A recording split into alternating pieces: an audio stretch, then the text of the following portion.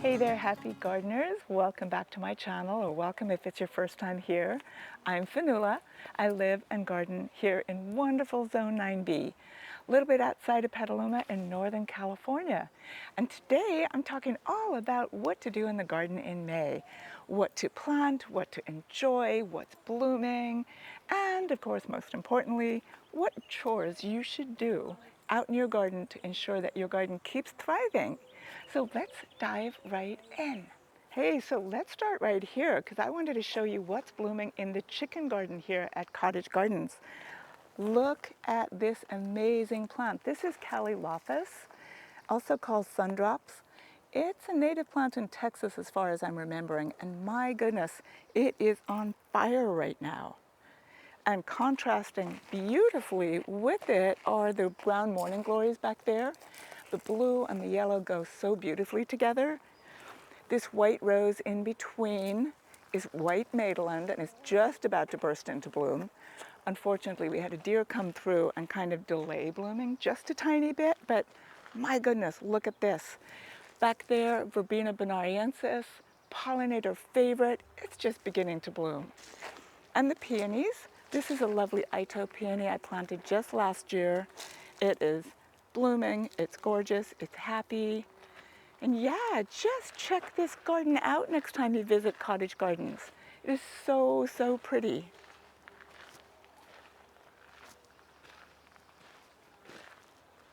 In the shade garden, your hydrangeas are going to have started blooming.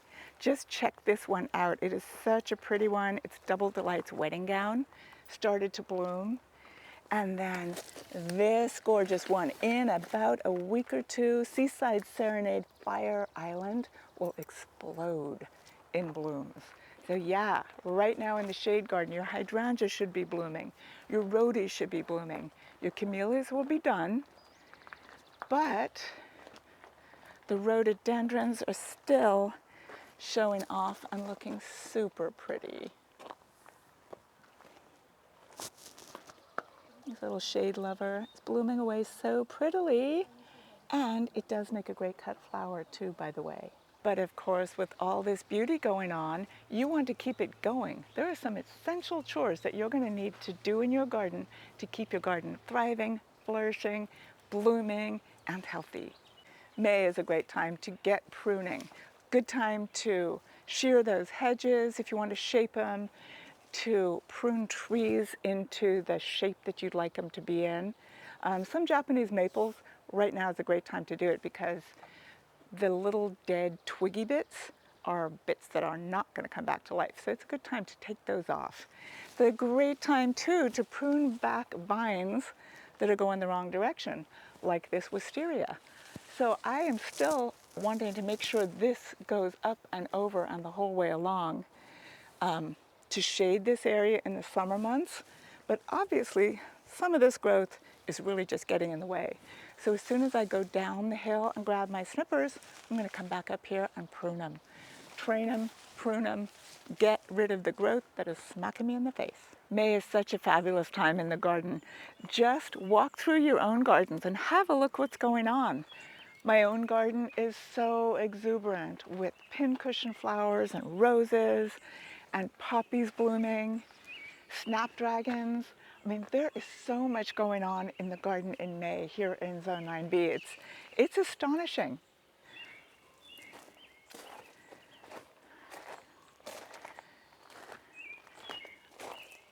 I mean, have a look at this.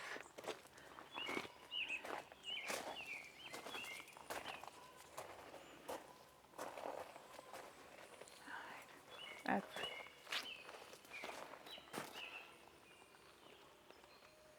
May is all about pollinators too. Keep an eye out for the native bees, the honeybees, the butterflies, and plant for them. It's a great time to plant cosmos and sunflowers and all sorts of things to encourage the pollinators. But right now I'm looking at this echium, which is literally buzzing with bees. May is also a fabulous time to start harvesting things. Right now I am going to harvest some Graham Thomas blooms for a bouquet. and complement them nicely with some beautiful Scabiosa butterfly blue. But just check around your gardens. There are so many gorgeous flowers to choose from in May. It is a wonderful time to really start harvesting. Oh, look at these dianthus. Also, they are so cute and so pretty, but I don't know if they work with this particular combination. I'm sure there's more out there. I just picked a couple of snapdragons too. May is a fabulous month for snapdragons. Look around your gardens. You're going to find wonderful additions for bouquets. May is a fabulous time to start harvesting the greens that you've planted in the last month or two. My little bok choys are just about ready. The lettuce I have been picking over the last week or two, and adding nice fresh kale to my salads is really a fantastic thing to do. So yeah, make sure you're harvesting all your greens like spinach, lettuce, bok choys, pak choys, kales and chards. So nutritious and so fabulous. And it makes space in your garden to plant those summer veggies you're going to want to plant right now. May is the time to start thinning your fruit trees too. Early producers like cherries and plums and everything like that, those little stone fruits, if the cluster is too big, the cherries will be small or the plums will be small. So you want to thin them a little bit. I'm just going to take out the smaller ones from this cluster and this one, and make sure the bigger ones turn into big, ripe, juicy cherries. Another thing that you really want to start doing regularly in May, now that the roses are really blooming, is prune off the dead, spent blossoms to encourage more blooms to keep coming.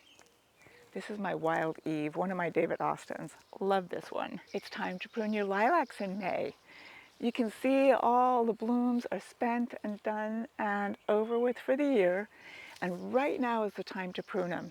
You don't want to wait too long, because if you do, if you wait and prune, like when you prune your roses or something like that, you're going to end up pruning off next year's flower buds. So now, right after blooming, is the time to prune them. You can prune a lilac to shape or to cut back. You can cut it back pretty hard this time of year if you want to. I just do it for the blooms, and I really don't mind how vigorous it gets. But what you really do want to do is to make sure you get all those dead, spent flower buds, flower heads off your lilac. If you feed your lilacs, now's the time to do it. And what I would do is feed it with a well-balanced fertilizer and give it a dose of compost in the fall. That's usually what I do. It's also time to prune and feed your camellias. Now, I probably won't prune this one. This is an adorable little pinkaboo. But should you want to prune it, you can tidy it up any way you want. Make sure you open up for air circulation. Actually, that I will do. But it's the time to prune now, because same thing with the lilacs. You don't want to leave it too late and end up accidentally pruning off all the flowering buds for next year. So this one blooms late in the year, kind of December, January. So it's been finished for a little while, and you can see the new blooms on it already. Definitely time to feed it. I can see some yellowing growth. Because I've grown this one in a container, it's not able to reach out into the soil for its own nutrients. So it's basically held captive by me. So it's even more important that I feed it. What I'm going to feed it is an organic fertilizer that is specifically for azaleas and camellias and rhodies and hydrangeas, because camellias like acid soil, and that fertilizer keeps all of those acid lovers happy. May is the month to make sure that your irrigation is working well and hitting every single one of your precious plants. So reorganize if you need to. Check for blockages if you need to. If you're noticing a plant that is struggling already, because we haven't had rain for a couple of weeks, it's really time now, before it's too late, to make sure your irrigation works. And then to conserve moisture, you're going to want to mulch. What I really recommend is a 1 to 2 inch layer of soil booster or compost to start with. and that adds nutrients to your plants, and they really appreciate that. Picture all the flowers they're pushing out for you and all the growth they're going to be doing over the coming year. And they really will appreciate that soil booster. Then top that off with a 1 or 2 inch layer of micro bark. Now this is a really nice fine fir bark that I carry at Cottage Gardens. And when it breaks down, it actually adds nutrients to the soil, unlike some of the redwood products that are out there. And you know, your soil really cannot survive without nutrients. So the more ways to add them, the better. Basically what you're doing when you're mulching though, you are keeping the weeds down, and you're also making sure that every bit of moisture that hits your soil stays in there. You're helping stop it evaporate, go on up, and get lost to the atmosphere. Of course, you're always going to want to stay on top of the bug population. What you're going to start finding right now are earwigs are going to start emerging. But you still got slugs, snails, and aphids to deal with. This rose bush here has some aphids on it. And the way I deal with aphids, squish them off. If that doesn't keep them at bay enough, I'll get a jet of water, spray them off. If I just can't keep up with that, I'll release ladybugs. And the way you do ladybugs is you want to water the whole plant down, and you do it in the evening when it's cool. You release them around the base of the plant that has the aphids on it. And then those ladybugs burst onto the scene. They go on up that rose bush, they find food to eat, but better yet, they lay eggs. And those larvae of ladybugs are voracious eaters. They will take care of the aphids for you. Of course, May is a fabulous time in the nursery too. So many wonderful summer blooming plants have become available, like all of these different goras, those beautiful wand flowers, the catmints. Look at this cute little kitten around nepeta. Absolutely love this one. Pollinator favorite, it's already blooming. And then salvias, they're beginning to show their colors. It's a great time to add a salvia to your garden. You can see some of them are blooming, some not quite yet. But this one might be one of my favorites. I mean, look at this little smoking lavender.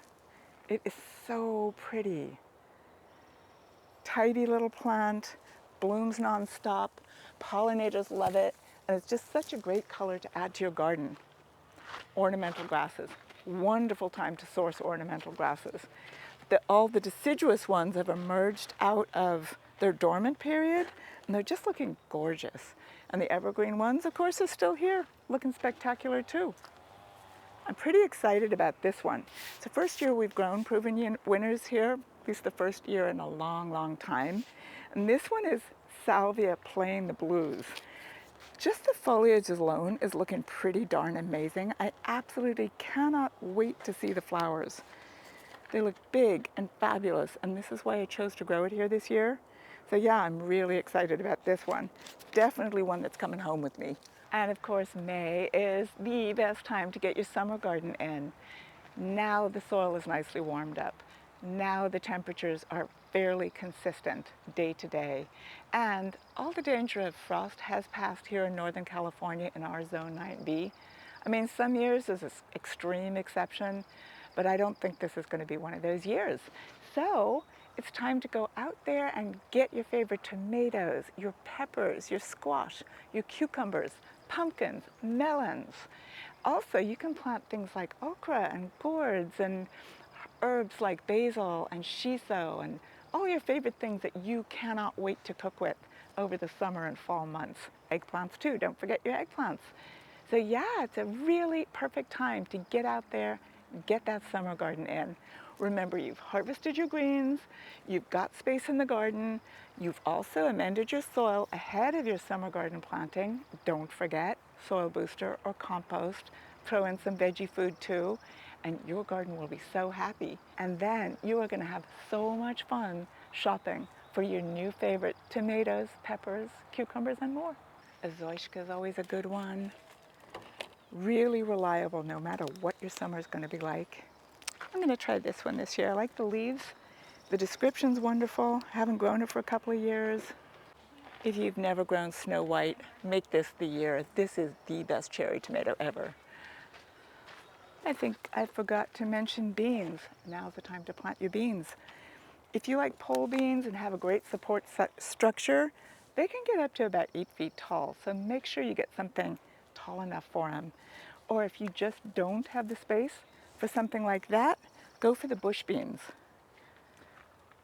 Maxibel is really one of the best bush beans you can possibly grow. Really productive, very nice French fillet type of a bean, really tasty. I like pole beans though, so I have the space and I've got structures for them to grow on. Ooh, squash, so many choices. Costata romanesque, the best. Never go without that one. And then there's another one I really like, the tromboncino or zuccheri rampicante. I love that squash. I'm not seeing it yet, so I'm going to hold out for that one. Don't forget to plant corn. You can, of course, plant the seeds of it, but if you want to get a little head start, the starts are fun too. And I got 2 kinds of okra for you to choose from right now. And herbs, great time to plant herbs too. Summer lovers like basil and shiso. And then your perennials like marjoram and oregano and rosemary. You can pretty much plant them any time of year, but why not now? It is time to plant your sunflowers too. Of course you can start them from seed, but it's so much fun to get a start in or two, makes those flowers come even quicker. Zinnias and cosmos and marigolds, this is the time to get them in the ground. They're just like the tomatoes. They like the soil to be warm before you plant them, and they just sit there and are very unhappy until the soil warms up. So, sunflower time. What doesn't make you happier than a sunflower? Hey, space for one more. There we go. This is enough for me to go on today. I'm sure I'll be buying more tomorrow. As you can see, May is an absolutely fabulous month for gardening here in Zone 9B. Northern California is the best place to live. We have the best climate, and we are so lucky to have so much going on in our gardens.